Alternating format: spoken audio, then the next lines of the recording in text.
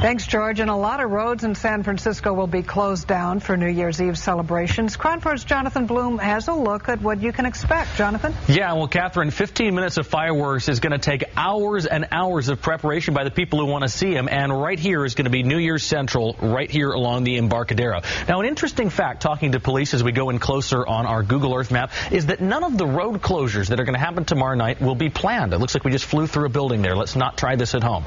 All of the road closures that take place on New Year's Eve tomorrow will actually be because people are flooding the streets. And so what you see here, this red and orange zone, this is the area that police anticipate closing off, although they're not going to close it off unless people actually spill off the sidewalks into the streets. And so it will actually be Washington Street all the way down to Mission or possibly Howard Street, depending on the number of people. Remember, it's going to be cold out, so the crowds may not be as big as police anticipate, but this is where police anticipate maybe closing off the Embarcadero.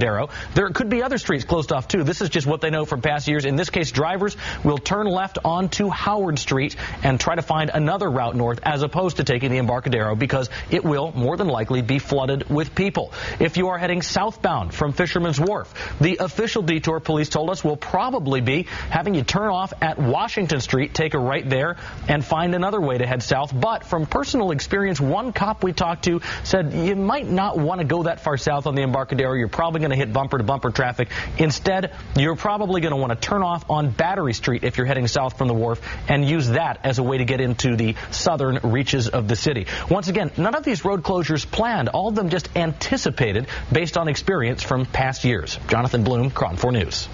Transit agency